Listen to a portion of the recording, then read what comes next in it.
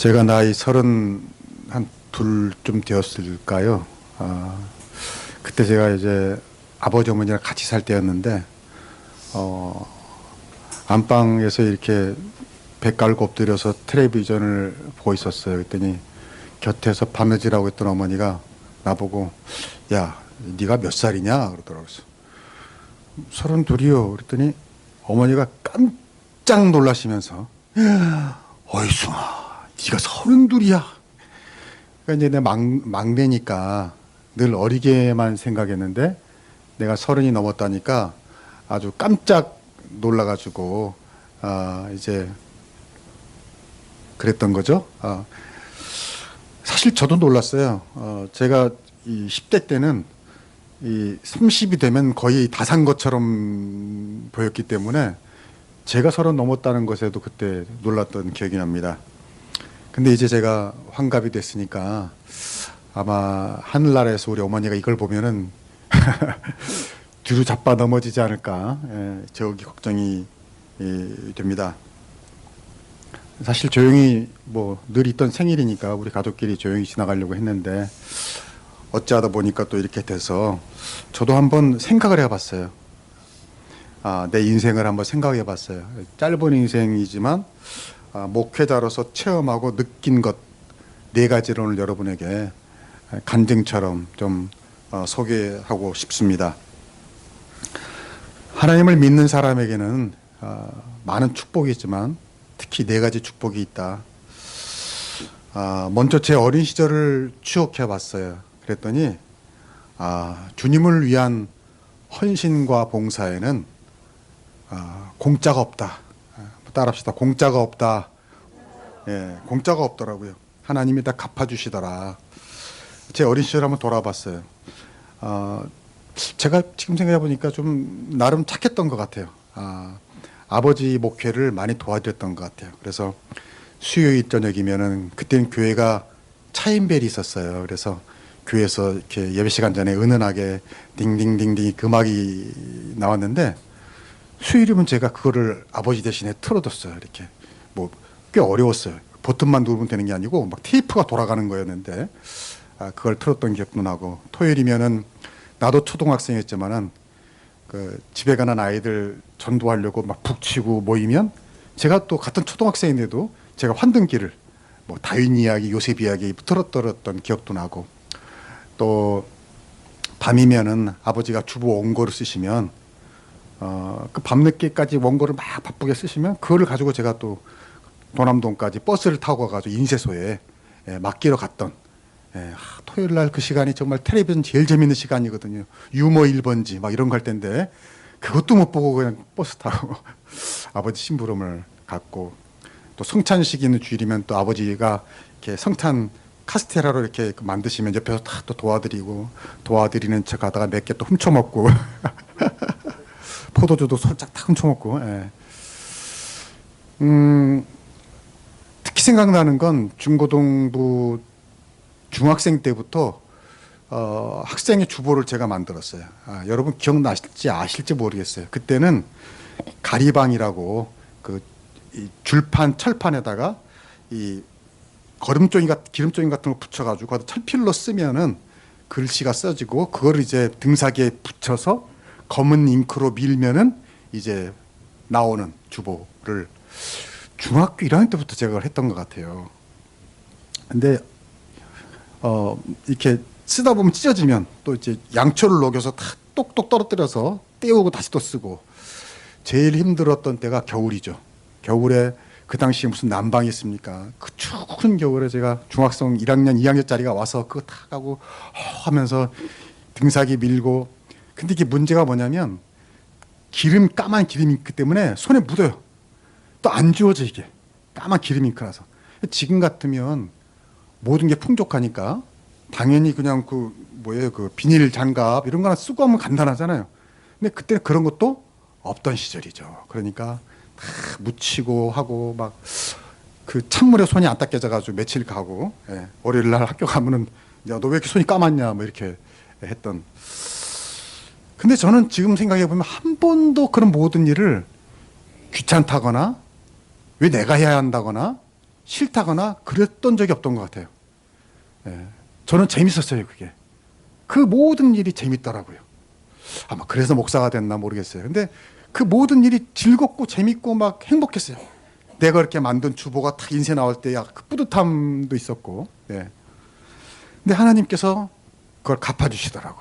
예. 예. 제가 그렇게 열심히 교회 생활을 하다 보니까 공부를 잘 했겠어요, 못 했겠어요? 예. 잘할 사람인데 못했어요. 공부를 안 했으니까. 예, 전혀. 그래서 고3 때 바짝 한 것 같아요. 예, 고3 때 딱 막 매일 독서실에 살고 밤새고 막 그랬거든요. 그래도 안 되는 게 있더라고요. 수학. 수포자. 예. 이 수학은 기초가 없으니까 좀 열심히 하려고 해도 도대체 이게 안 돼. 그래서 지금도 기억이 나요. 수학 시간에는 뭘 했을까? 찍는 연습. 확률상 3번이 많대니까 333, 221, 5, 44, 333 뭐. 그래서 매 시간마다 시험 보면 또 그게 보고 이게 확률적으로 많은데 나름 수학을 했긴 했네. 이렇게 찍어야지 확률이 잘 맞는데 뭐. 네. 근데 실험을 치렀어요. 점수가 잘 나왔어요. 할렐루야. 야. 특히 수학은 솔직히 말하면 100% 찍었거든요. 꽤 점수가 나온 거예요. 찍었는데. 어떻게 보면 아마 푸네보다 더 많이 맞았을 거야 아마. 예. 그때 어린 마음에도 야 이건 누가 도와주셨다? 하나님이 도와주셨다. 제 어린 마음 어떻게 보면 유치한 마음인지 모르겠지만 그때는 그랬어요. 야 내가 그때 초등학교 때부터 아빠 주보 나르고 그 추운 겨울에 호호하면서 등사기 밀고 했던 것을 하나님이 잊지 않으셨다. 갑자기 괜히 울컥하네. 자, 히브리서 한번 봅시다. 같이 한번 봅시다. 시작. 하나님은 불의하지 아니하사 너희 행위와 그의 이름을 위하여 나타낸 사랑으로 이미 성도를 섬긴 것과 이제도 섬기고 있는 것을 잊어버리지 아니하시느니라. 이르시되 내가 반드시 너에게 복주고 복주며 너를 번성하게 하고 번성하게 하리라 하셨더니 그가 이같이 오래 참아 약속을 받았느니라. 아멘. 여기 보면 뭐였어요? 하나님이 잊어버리지 아니하신다.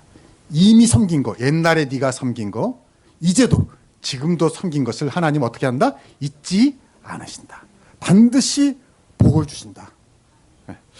저는 이런 경험이 너무너무 많아요.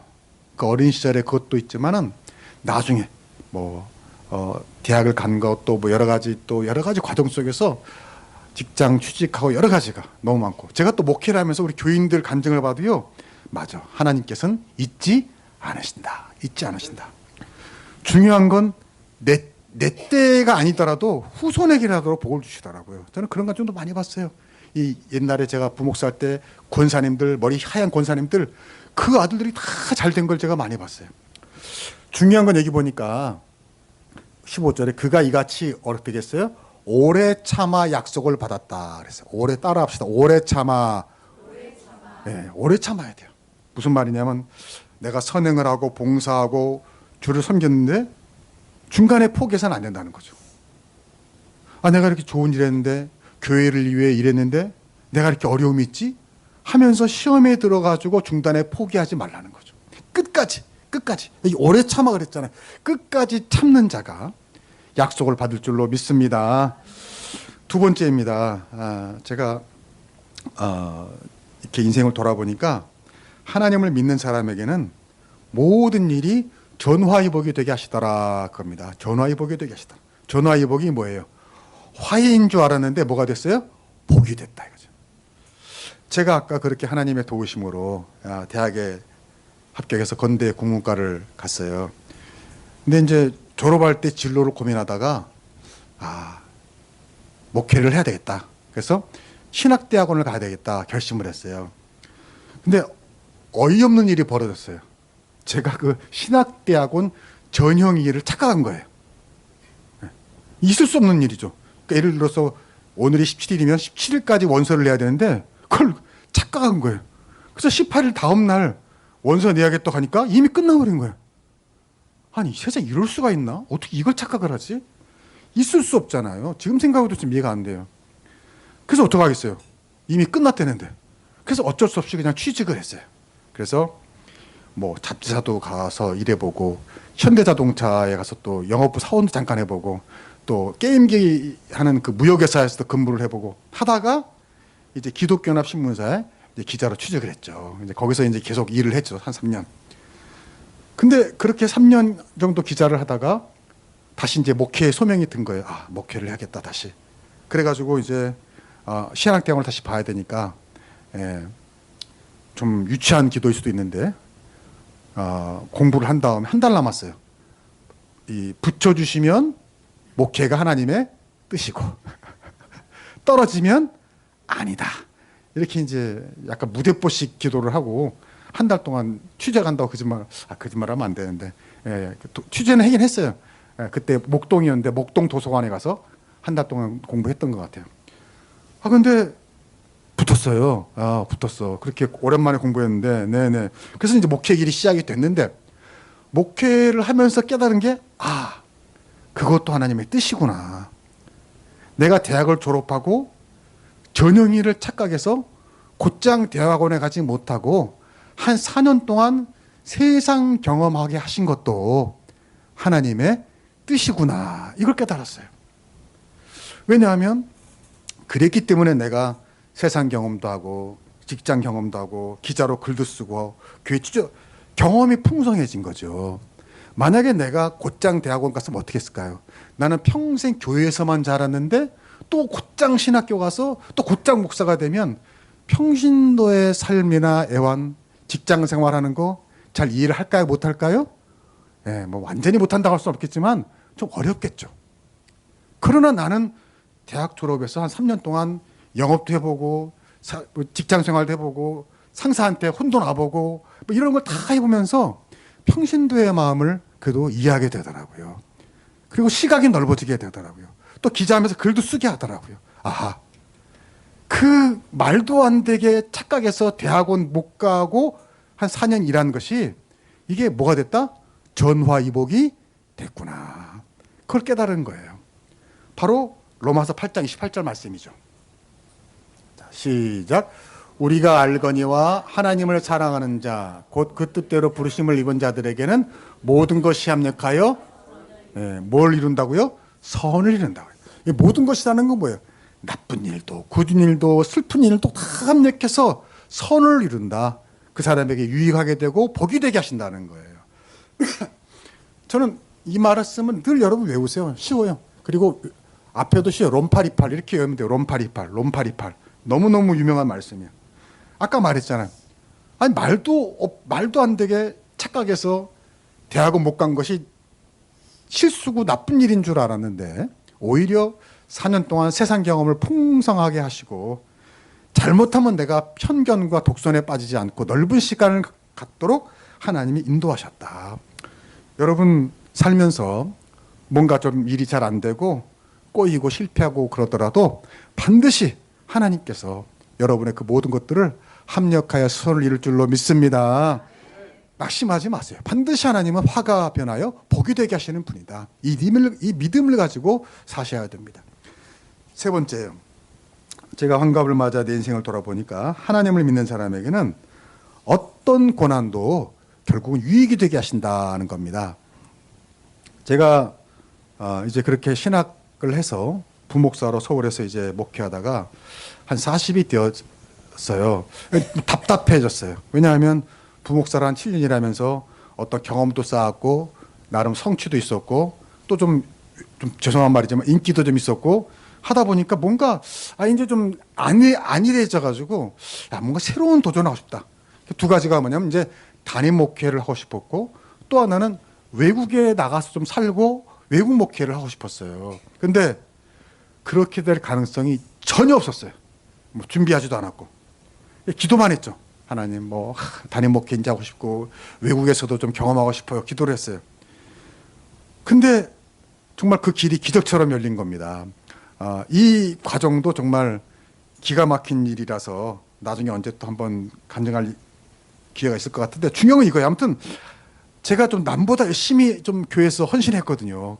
근데 하나님이 그걸 잊지 않으시더라고. 그래서 전혀 외국 가서 살 경험이 기회가 없었는데 조짐이 없었는데 하나님이 길을 열어주셨어요. 그래서 뉴질랜드에 가서 이제 목회를 시작하게 됐죠. 너무 좋았죠. 근데 웬걸 공항에서 딱 내려서 거기서 내가 목회할 교인들을 딱 만나는 순간 느낌이 어쩐지 뭔가 이상한데 하는 느낌이 들었어요. 알고 보니까 제가 목회하게 될 교인들이 기존 교회 목사님과 엄청나게 싸우고 원수가 돼서 나온 분들이었어요. 여러분, 그런 분들과 목회를 할 때에 쉬울까요? 어려울까요? 어렵죠. 상처가 너무 많아가지고요. 특히 목사에 대한 어떤 그 불신과 미움과 막 이런 게 가득한 분들이기 때문에 이게 너무 어렵더라고요.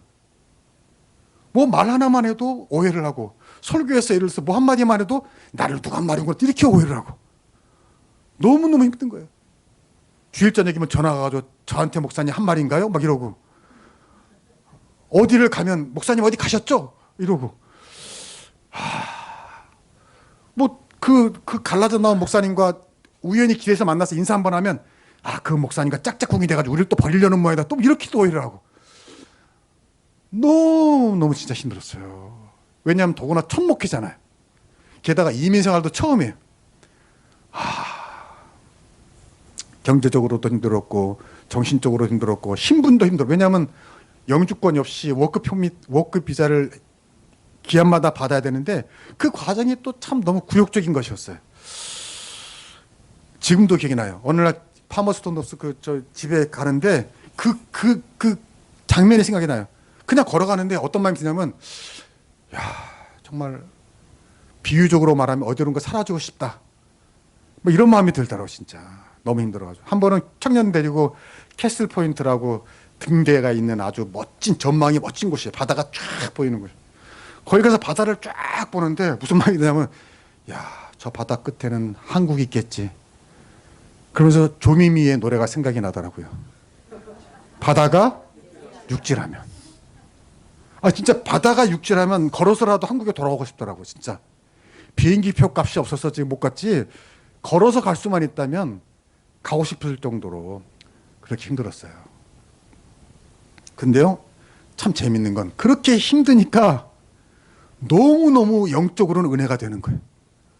뭐 성경에 있는 말씀마다 막 눈물이 나면서 은혜가 막 쏟아져 막 은혜가. 한국에 있을 때는 따분했던 어떤 목사님 설교가 막 귀에 막 꽂히는 거야. 꽂혀 막 가슴까지 이런 말씀이었구나. 막 말씀의 은혜가 되고, 막 부르짖어 기도하게 되고, 밤마다 무릎 꿇고 간구하게 되고, 정말 내 생에서 아마 가장 처음 정말 가장 은혜가 충만했던 시절이 그때가 아닌가. 이 말씀이 맞구나.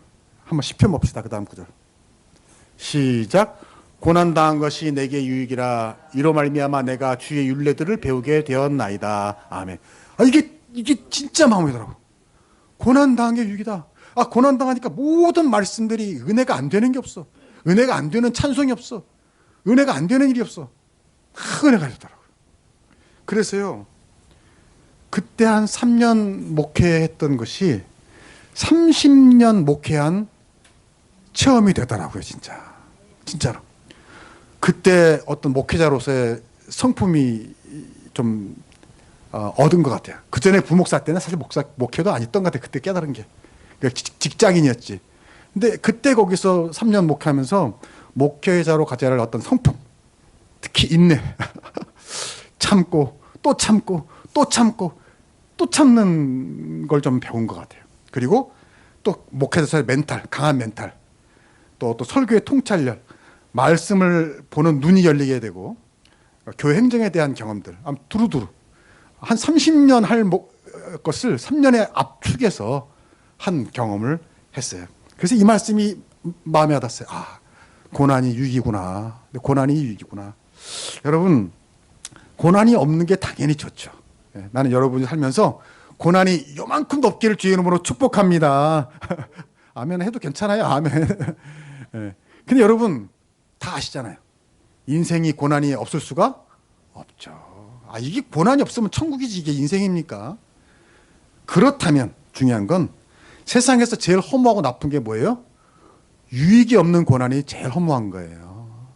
고생대로 하고 아무런 보람이 없어.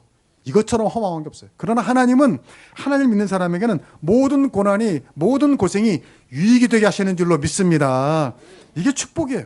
하나님을 믿는 사람에게는 어떤 고난, 어떤 고생도 반드시 유익이 되게 하십니다. 나는 이 말씀을 꼭 여러분이 평생 기억할 수 있기를 축복합니다. 마지막이에요. 한갑의 제 인생을 돌아보니까 하나님을 믿는 사람에게 그 소원을 들어주시더라. 소원을 들어주셔. 2014년 봄인가요? 제가 이제 그동안의 목회를 이제 마치고 서울로 다시 올라와가지고 이제 일터교회라는 새로운 스타일의 목회를 이제 하고 있었어요. 그때 제가 이제 가운동, 그러니까 이제 도농역인가요? 그 근처에 살고 있었어요. 아버지 집에 같이 있었죠. 근데 그때 이제 오랜만에 이제 서울로 다시 올라와가지고 동창들이랑 연락하다 보니까 그 대학 동창 중에 승복이라고 있는데 걔가 덕소에 산다는 거예요. 덕소? 그땐 잘 몰랐죠. 찾아보니까 바로 옆이더라고요. 그래요? 반갑다. 오래간만에 만나자. 그래서 이제 덕소로 이제 승복이 만나러 이제 딱 들어오면 어디로 들어오죠? 예, 저쪽으로 딱 들어오잖아요. 들어와서 이제 그 횡단보도에 잠깐 섰다가 왼쪽을 딱 보는데 한소망교가 딱 보이는 거예요. 처음 본 거예요, 그때. 근데 딱 보니까 기장이야. 너무 반갑더라고요. 기장교회가 여기 있었네? 이야, 반갑다.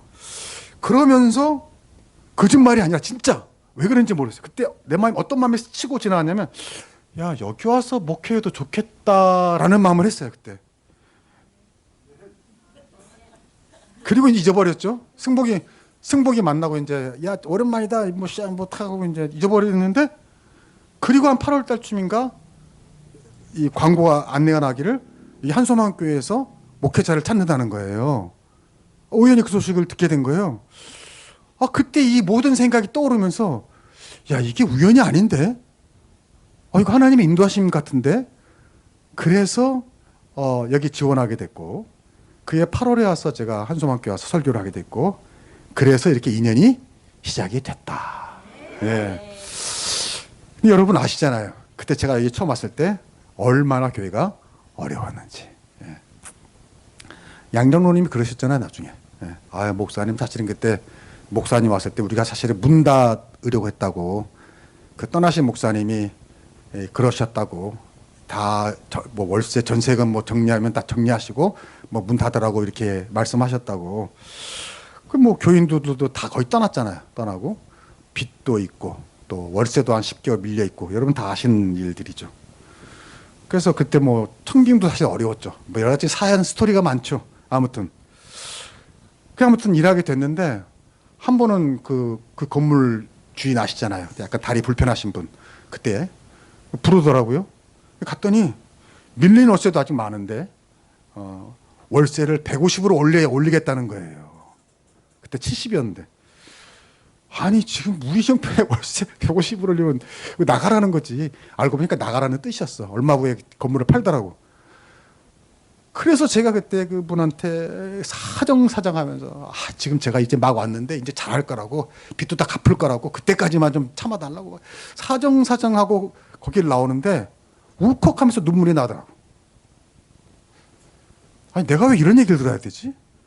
내가 왜 이렇게 사정을 해야 되지? 내가 오자마자 내가 왜 이런 일을 당해야 되지? 하면서 마음이 눈물이 나더라고요. 왜 그런지. 근데 여러분 아시잖아요. 그 후에 어떻게 됐어요? 하나님의 인도하심으로 교회가 점점 부흥하고 형편이 좋아지고 빚도 갚고 출석하는 교인들도 하나 둘씩 더 생기기도 분위기도 좋아지고 그리고도 여러분 많은 어려움이 또 있었죠. 그렇게 한참 좋아졌는데 갑자기 또 아까 말한 것처럼 건물을 팔아가지고 나가야 되는데 그 70만 원 월세로 갈 데도 없고 그러나 여러분 아시잖아요. 하나님이 기적적으로 그 추억의 해강 빌딩 밑으로 우리를 또 인도하셔서 거기서 정말 한 3년 잘 지냈죠. 월세도 안 내고 차곡차곡 저금도 하고 그래서 어느 정도 재정을 쌓았죠. 그래가지고 행복한데 또 무슨 일이 났어요. 도로가 갑자기 난다고. 그래가지고 또 나가야 되는. 그러나 그동안 쌓여있는 어떤 재정도 있었고 했기 때문에 그때 여러분 알다시피 우리가 이제 결단을 했죠. 더 이상 이래서는 안 되겠다. 빚을 내서라도 땅을 사야 되겠다. 그리고 여러 가지 또 하나님 인도하신 가운데 드디어 이 집을 역사상 처음으로 샀고, 아멘. 예, 그래서 하나님의 인도하심으로 여기까지 왔어요. 제가 환갑을 맞아 이렇게 돌아보니까 한 소망이 와서 내 소원이 이루어졌구나. 이 소원이 이루어졌구나. 여러분 생각하면 목사님 소원이 뭐길래 한 소망 와서 이루어졌다고 말할까? 제가 가만히 생각해 봤어요.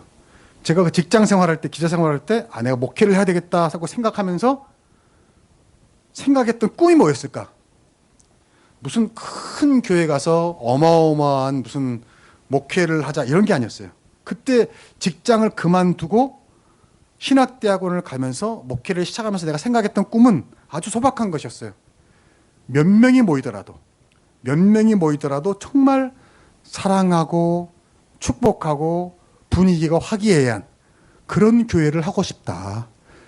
정말 몇 명이라도 모여서 정말 신나게 찬양하고 기뻐하는 교회를 하고 싶다 하는 꿈이었어요. 왜냐하면 여러분 아시다시피 저희 가정에 목사가 많잖아요. 형제 목사가 5명이고 친척들 중에도 목사가 수두룩하고 하다 보니까 교회 얘기를 많이 들어요. 많이. 제가 또 기자를 했잖아요. 그러니까 많은 교회들도 취재했어요. 그러다 보는데 느낀 게 뭐냐면 모든 교회에 갈등과 분열과 싸움이 있더라. 그게 안타까웠어요. 어떤 교회는 교회만 크면 뭐해? 맨날 교회에서 싸우고 파벌이 생겨가지고 이번에 이쪽 파가 여신도 회장이 되면 그 임기 동안에 이쪽 파에 있는 여신도 회원들 하나도 안 도와주고 이쪽 파 여신도회가 회장이 되면 이번에는 이쪽 하나도 안 도와주고 그리고 막 여신도회 회의할 때 막 서로 욕하고 싸우고 그런 거를 보면서 회의가 들었거든요. 이게 무슨 교회야? 이게 무슨 교회야? 했기 때문에 나는 그때 목회하면서 꿈이 몇 명이 모이더라도 정말 화목하고 행복하고 찬양 신나게 하고 그런 교회를 하면 좋겠다. 그게 꿈이었어요. 여러분 그 소원이 지금 이루어졌습니까? 안 이루어졌습니까? 그렇게 말씀 안 하시는 분이 3명 반이 계시네.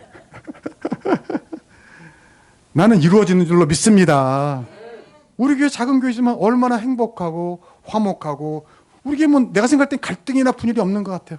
정말 한 마음으로 사랑하고 축복하고 위로하고 오손도손 정답고. 여러분 하나님은 우리의 소원을 이루어 주시는 줄로 믿습니다. 나는 소원을 성취한 목사예요. 나는 소원을 성취한 목사예요. 여러분이 내 목회, 내 인생의 소원이고 의미이고 보람입니다. 아유, 뭐 박수까지. 할렐루야.